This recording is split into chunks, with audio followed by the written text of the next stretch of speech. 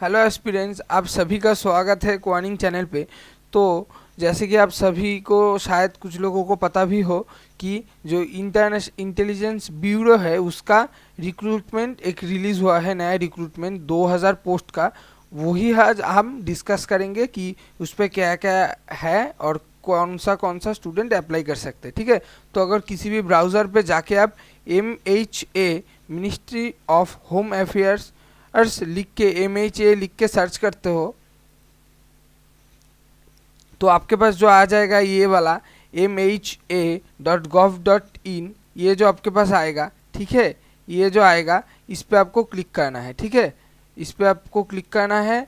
इस पे अगर आपने क्लिक किया ऐसे तो आपके पास ऐसा एक नया पोर्टल खुल जाएगा। ठीक है, ऐसा एक नया पोर्टल खुल जाएगा। ठीक है, अगर इस पे आप नीचे स्क्रॉल करते हो, ठीक है, तो आप इस पे देख सकते हो कि जो पहला वाला है recruitment of post of ACIO to executive in IB intelligence bureau. ठीक है, ये वाला आप देख सकते हो जो कि है ये वाला जो है। ठीक है, 37.39 KB का जो रिक्रूटमेंट है ये वाला। ठीक है, यहाँ पे आप देख सकते हो IB वाला। ठीक है, इस पे आपको क्लिक करना है। ठीक है, अगर आप इस पे क्लिक करते हो तो आपके पास ऐसा एक एक्सटर्नल ओके कर देते हो तो आपके पास ऐसा खुल जाएगा। ठीक है, इस पे आपको क्या करना है, ये जो लिंक है इसको आपको कॉपी करना है। ठीक है, इसको आपको कॉपी करना है, कॉपी। इसके बाद एक नया पेज खुल के इस पे आपको ये लिंक को पेस्ट कर देना है। ठीक है, इस लिंक को अगर आप पेस्ट करके सर्च करते हो तो आपके पास ऐसा आ जाएगा। ठीक है, अगर आप इस पे जाओगे अगर आप, तो आपके पास ऐसा एक पोर्टल आ जाएगा।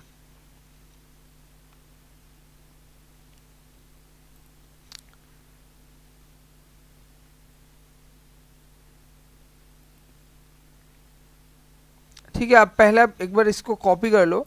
एक बार कॉपी करके इसको इस पे पेस्ट कर दो। एक नया पेज खोल के इस पे पेस्ट करके इसको सर्च कर लो। ठीक है, इसको अगर सर्च करोगे तो आपके पास ऐसा आ जाएगा। ठीक है, ऐसा आप देख सकते हो कि इंटेलिजेंस ब्यूरो करके ऐसा आएगा आपके पास। ठीक है, ऐसा करके इंटेलिजेंस ब्यूरो करके आपके पास ऐसा आ जाएगा। ठीक है, अगर ये आ गया, इसके बाद आपको क्या करना है, यहाँ पे आप देख सकते हो कि for detailed notification advertisement click here. यहाँ पे आप देख सकते हो कि 2 नंबर पे है। यहाँ पे आप देख सकते हो कि ये 2 नंबर पे है। ठीक है, ये 2 नंबर पे है, क्लिक हियर। ठीक है, आप देख सकते हो यहाँ पे है क्लिक हियर। इस पे आपको क्लिक करना है। अगर आप इस पे क्लिक करते हो तो आपके पास जो है ये आपके पास जो नोटिफिकेशन का PDF है ये खुल जाएगा। ठीक है, इसी से आपको अप्लाई भी करना है। इस एग्ज़ाम में अगर आप अप्लाई करना चाहते हो तो यहाँ से आपको अप्लाई करना है। ठीक है, वो भी मैं आपको आगे बताऊंगा कहाँ से आपको अप्लाई करना है। ठीक है, ठीक है, अब हम क्या करेंगे, इसको थोड़ा डिस्कस करेंगे क्या क्या है। ठीक है, तो ये क्या है, ये इंटेलिजेंस ब्यूरो का एक रिक्रूटमेंट है। ठीक है, ये है आपका इंटेलिजेंस ब्यूरो IB का एक रिक्रूटमेंट। ठीक है, IB का रिक्रूटमेंट आप लोगों को, बहुत लोगों को पता भी है IB का रिक्रूटमेंट। पहले भी अगर आप में से कोई अगर ये एग्ज़ाम को दिया है तो ये 2020 का है। ठीक है, और ये ऑफिसर ग्रेड 2 का है। ये बात दिमाग में ठान लो कि ये ग्रेड 2 का है।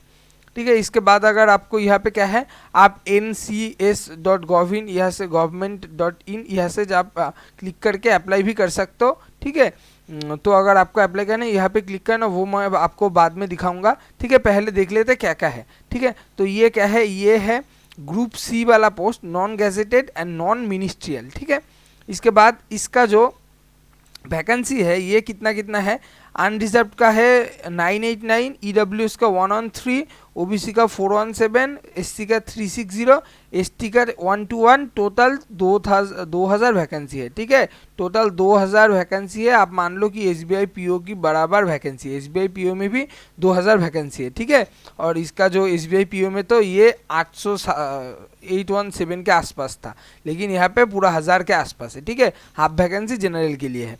इसके बाद अगर इसका पे स्केल देखो तो इसका पे स्केल है 44,900 से लेके 1,42,400 तक। ठीक है, एक आप PO का पे स्केल मान लो। ठीक है, एक PO से ज़्यादा ही इसका पे है। ठीक है, इसका सैलरी PO से ज़्यादा ही है। और इसके साथ और भी 2 क्लॉजेज है जो कि है 20% ऑफ बेसिक पे आपको सिक्योरिटी अलाउंस मिलेगा। उसके बाद cash compensation of duty performed in holidays subject to a ceiling of 30 days. Duty में आप जो हॉलीडेज को छोड़ के जो आप ड्यूटी एक्स्ट्रा परफॉर्म करोगे उसके बेसिस पे आपको एक एक्स्ट्रा अमाउंट भी मिलेगा, ठीक है। और इसका जो क्वालिफिकेशन है, कौन कौन से स्टूडेंट इसमें अप्लाई कर सकते हैं, वो है कि ग्रेजुएशन और equivalent degree from a recognised university, ठीक है। तो कोई भी यूजीसी का अंडर कोई भी यूनिवर्सिटी में अगर आपने पढ़ा है, ग्रेजुएशन आपका कंप्लीट है, या ग्रेजुएशन उसको बाद में देखेंगे क्या है कि फाइनल ईयर के स्टूडेंट अप्लाई कर सकते हैं या नहीं, वो हम बाद में देखेंगे, ठीक है। यहाँ पे तो अभी तक तो कुछ नहीं है, अभी तक सिर्फ है रिकॉग्नाइज्ड यूनिवर्सिटी, और कोई भी 60% वगैरह ऐसा नहीं है। ये वाले एग्जाम में एक होता है कि 60% अबव, इसमें कोई भी 60% नहीं है, ठीक है। तो अगर आपका सिर्फ पास है ग्रेजुएशन तो भी आप अप्लाई कर सकते हो, ठीक है। एंड डिजायरेबल क्वालिफिकेशन, इसका मतलब वो चाहते हैं कि अगर आप में कंप्यूटर का नॉलेज हो तो अच्छा है, ठीक है। और इसका एज लिमिट क्या है, ये अगर देखो, इसका एज लिमिट अगर देखो तो इसका एज लिमिट है 18 से लेके 27 साल तक, ठीक है। 18 से लेके 27 ईयर्स, ठीक है। और एससी के लिए 5 साल का और ओबीसी के लिए 3 साल का एज रिलैक्सेशन मिलेगा, ठीक है। और इसके बाद upper age limit is relaxable for departmental candidates up to 40 years of age who have rendered 3 years of regular and continuous service. तो अगर कोई भी इस डिपार्टमेंट में कोई भी डिपार्टमेंटल कैंडिडेट है जिन लोगों का 40 ईयर्स तक एज उनका है और एससी और 40 ईयर्स का एज है, हुआ ब्रेंडर जो 3 साल तक कॉन्टिन्यूस सर्विस किए हैं, ठीक है। उसके बाद 35 ईयर्स फॉर जनरल, जो भी एज है, जो भी exam 35 years for general candidates and up to 40 years for SC ST in case of widows and divorced women, ठीक है। और जो भी वुमेन सेपरेटेड है या डिवोर्स्ड है उन लोगों के लिए 35 जनरल और एससी के लिए 40 ईयर्स, ठीक है। और जो बहुत सारे लोग पूछते हैं कि सर्विसमैन के लिए वो है the age limit relaxable for ex serviceman as well as for candidates who are domicile in Jammu Kashmir from, तो उनके लिए जो आपका एज रिलैक्सेशन है वो है जो आपका 1980 से लेके आपका 1989 तक, ठीक है। इनके अंदर जो भी है उनका रियर्स age relaxation time to time उनका ही सेम एज रिलैक्सेशन है, उस ऊपर जो में जो है एक्स्ट्रा जो एज रिलैक्सेशन है वही रहेगा उनको लिए भी, ठीक है। उसके बाद ये 5 ईयर्स का है, ये है क्या, ये है स्पोर्ट्स पर्सन के लिए, ठीक है।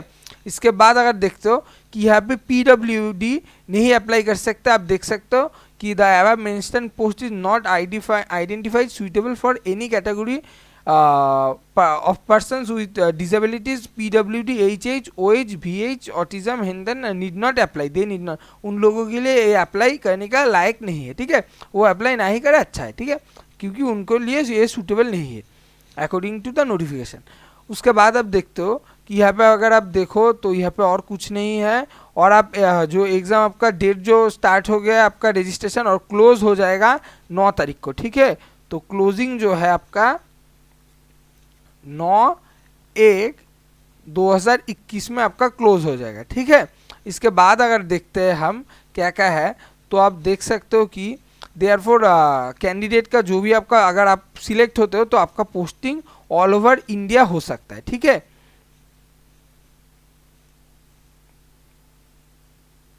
इसके बाद आपका सेंटर ऑफ एग्जामिनेशन, ये बैंक में जो भी रहता है, बैंक एसएससी में वैसे ही है। आप देख सकते हो कि जे मेरा जो वेस्ट बंगाल में जो है आसनसोल, हुगली, कल्याणी, कोलकाता, सिलीगुड़ी ऐसा ही रहता है, सेम ही है, ठीक है, सेम एज बैंक, ठीक है, same as bank exam centres, ऐसा ही सेम बैंक एग्जाम सेंटर की तरह ही है, ठीक है। इसके बाद अगर आप देखो तो यहाँ पे आप देख सकते हो कि इसमें आपका जो एग्जाम पैटर्न, जो मेन चीज़ है वो क्या है, एग्जाम पैटर्न आपका क्या होगा, जिसके लिए ये वीडियो, ठीक है। तो अगर आप एग्जाम पैटर्न को देखते हो तो यहाँ पे आप देख सकते हो कि आपका एग्जाम पहले Tier 1 होगा, जो होगा रिटन एग्जामिनेशन, और ये ऑनलाइन मोड में ही होगा, ठीक है, नो ऑफलाइन मोड। ये 100 मार्क्स का एग्जाम होगा, ऑब्जेक्टिव टाइप MCQ रहेगा, divided into 5 parts containing 20 questions of 1 marks each. तो 20 मार्क्स करके पार्ट सेक्शन होगा, ठीक है। पार्ट सेक्शन क्या है, general awareness, quantity aptitude, numerical ability and reasoning, ठीक है। न्यूमेरिकल एबिलिटी मतलब रीजनिंग ही रहेगा ये बेसिकली, और उसके बाद इंग्लिश लैंग्वेज और 5 नंबर जनरल स्टडीज़, ये पाँचों रहेगा, ठीक है। तो एक बार अगर मार्क कर लूँ, ये जनरल अवेयरनेस, क्वांटिटिव एप्टीट्यूड, उसके बाद आपका रीजनिंग, मेन ये रीजनिंग ही है, quantity numerical ability, logical ability, उसके बाद general language and general studies, ठीक है। तो आपका 5 रहेगा, जैसे कि आपका मेंस में जैसे कि रहता है, ठीक है, मेंस वाला रहेगा। और जनरल स्टडीज़ भी रहेगा, या आप मान सकते हो कि एसएससी में जैसे रहता है एसएससी वाला रहेगा, ठीक है, एसएससी के टाइप रहेगा, ठीक है। और नेगेटिव मार्क्स रहेगा आपका जो ये रहेगा 1/4, ठीक है, 1/4 करके नेगेटिव मार्क्स रहेगा। और आपका कॉम्पोजिट टाइम मिलेगा आपको 1 आवर का, ठीक है। और आपका मार्क्स होगा 100 मार्क्स, ठीक है। आपको टोटल 60 मिनट्स मिलेंगे, टोटल कॉम्पोजिट टाइम मिलेंगे, ठीक है। उसके बाद आपका सेकेंड जो एग्जाम सेकेंड पार्ट है ये होगा आपका टायर 2। इस पर आपको डिस्क्रिप्टिव आएगा, ठीक है, 50 मार्क्स का, 30 मार्क्स का ऐसे रहेगा, और इंग्लिश कॉम्प्रीहेंशन एंड प्रीसीज राइटिंग रहेगा 20 मार्क्स का, ठीक है। तो ये आपका जो पीओ का जो पेपर होता है, पीओ में जो आपका मेंस होता है डिस्क्रिप्टिव वैसे रहेगा, ठीक है, 50 मार्क्स का होगा, ठीक है। और उसके बाद आपका टायर 3 होगा, और आपका इंग्लिश जो डिस्क्रिप्टिव पेपर में 1 आवर का टाइम है और 50 मार्क्स का एग्जाम होगा, ठीक है। और टायर 3 में जो इंटरव्यू होगा वो आपका, इसमें तो कोई टाइम नहीं है, और ये 100 मार्क्स का होगा, ठीक है। तो टोटल आपका 100-250 मार्क्स का एग्जाम होगा टोटल, ठीक है। टोटल आपका 250 मार्क्स का एग्जाम होगा।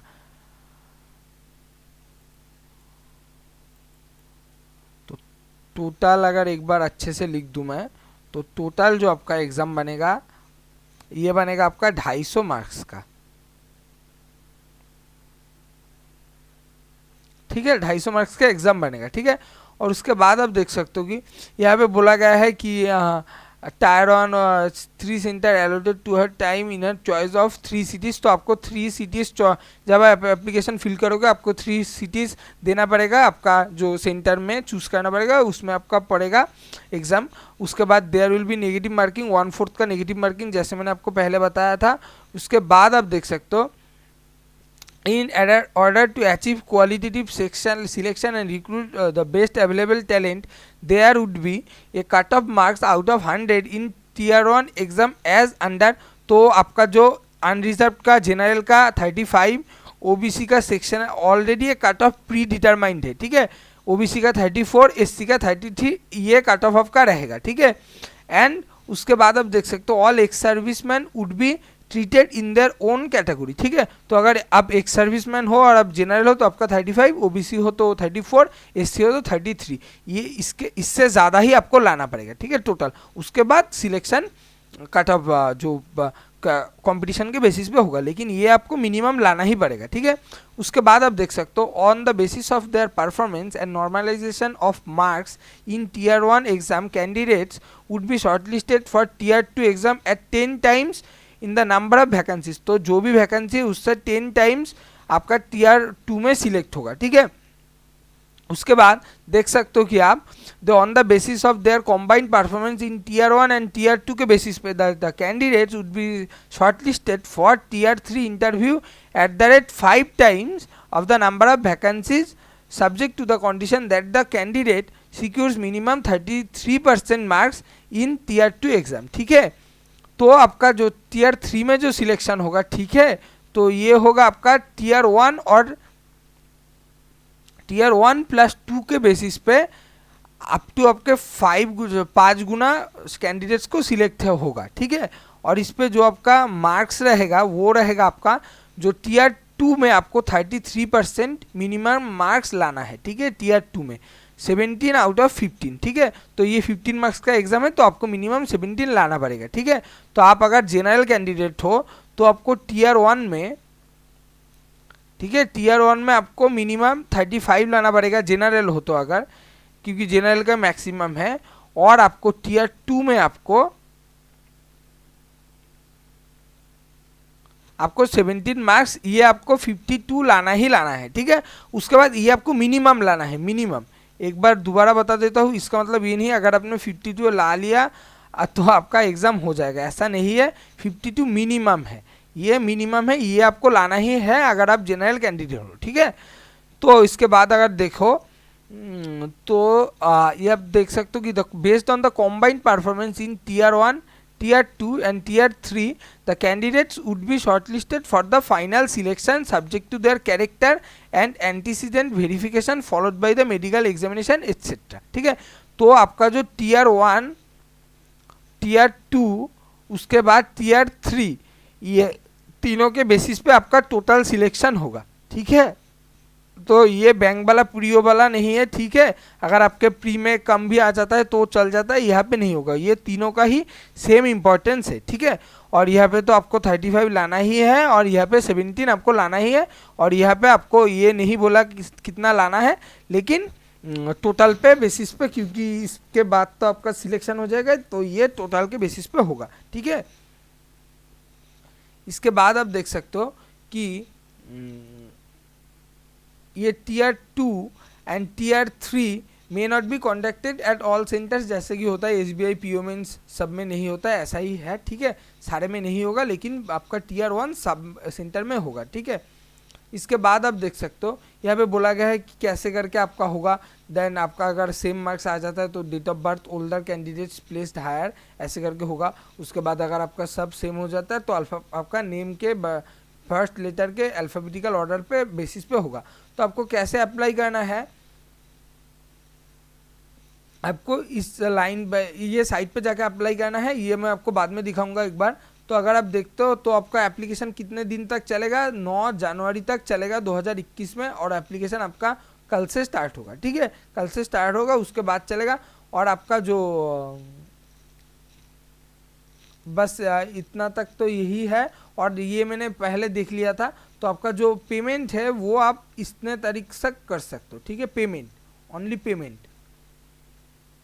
मैंने देखा था पहले में, मैं अब शायद मिस कर गया, अब मैं आपको बाद में दिखा दूंगा। ठीक है, इसके बाद आपको कैसे अप्लाई करना है, जो भी खुद के अपने आप अप्लाई करेंगे वो एक बार इसको रीड केयरफुली करेंगे। ठीक है, इसको रीड केयरफुली एक बार, जो खुद अपने आप अप्लाई करेंगे। ठीक है, जो अपने आप अप्लाई करेंगे, ठीक है, इसको एक बार अच्छे से पढ़ लेना। ठीक है, यहाँ पे बोला गया है कैसे कैसे आपको अप्लाई करना है। ठीक है, बैंक के आसपास ही रहेगा, वैसे ही आपको अप्लाई करना है। ठीक है, और आपका जो फीस है वो आपको 100, अगर आप जनरल कैंडिडेट हो तो आपको 100 रुपया और 500 रुपया देना है।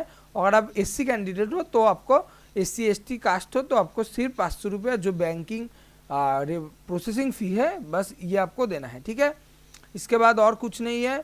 इसके बाद अगर आप देखते हो तो यहाँ पे है जो आपका है, जो अगर आप जनरल हो, ईडब्ल्यूएस हो, ओबीसी हो तो आपको 100 रुपया और 500 देना है। और अगर आप एससी और एसटी हो सिर्फ आपको 500 को दे के देना है। ठीक है, इसके बाद आप देख सकते हो कि यहाँ पे और कुछ नहीं है। यहाँ पे आपका क्लोजिंग डेट ये आपका 9 तारीख को ख़त्म हो जाएगा। ठीक है, लेकिन अब कल स्टार्ट हो जाएगा, तो परसों 20 या 22 के आसपास आप फॉर्म को फिल कर लेना, ताकि बाद में कोई भी गलती ना हो। ठीक है, इसके बाद अगर देखते हो तो और कुछ नहीं है शायद।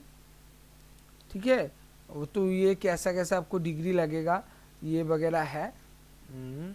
इसके बाद और कुछ नहीं। इसके बाद जो फॉर्म वगैरह रहता है ये वगैरह है। ठीक है, तो आपको ऐसे करना है। और यहाँ पे वार्निंग दिया गया है कि इस आपको इससे जाके आपको अप्लाई करना है। ठीक है, तो आपको कैसे अप्लाई करना है एक बार दिखा देता हूँ आपको। तो अगर आप यहाँ पे जाओगे, ठीक है, ये वाला जो है ना, इस पर अगर आप जाओगे तो आपको मिलेगा। इस पर अगर आप क्लिक करोगे, ठीक है, ये छोड़ो, मैं इसको एक नए पेज पे खोलता हूँ। ठीक है, इसको अगर आप नए पेज पे खोलते हो तो आपके पास ऐसा आ जाएगा। ठीक है, वाईफाई भी बहुत डाउन है।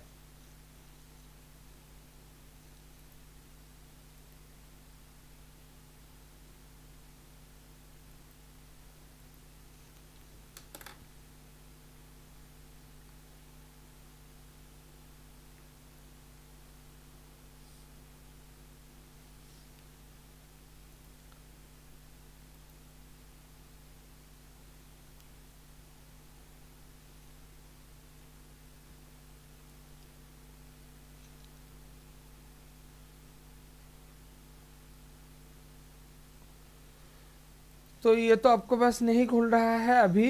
शायद क्या पता, अब शायद स्टार्ट हो गया है, अभी अभी तो स्टार्ट होगा इसलिए शायद नहीं खुल रहा है। तो अब इसमें आपको जाके ही आपको अप्लाई करना है, बैंक वाला ही रहेगा। आप अगर नए हो तो आपको रजिस्टर कर लेना है, आपके ऊपर में आएगा, इस पर जाकर आपको अप्लाई करना है, ठीक है। तो आप अप्लाई कर लेना। तो इसके रिलेटेड जो क्लासेस है ये चैनल पे होंगे, ठीक है। तो आप चैनल को, अगर आपको वीडियो अच्छा लगा है तो आप चैनल को सब्सक्राइब कर लेना और वीडियो को एक लाइक कर देना, ठीक है। तो मिलते हैं।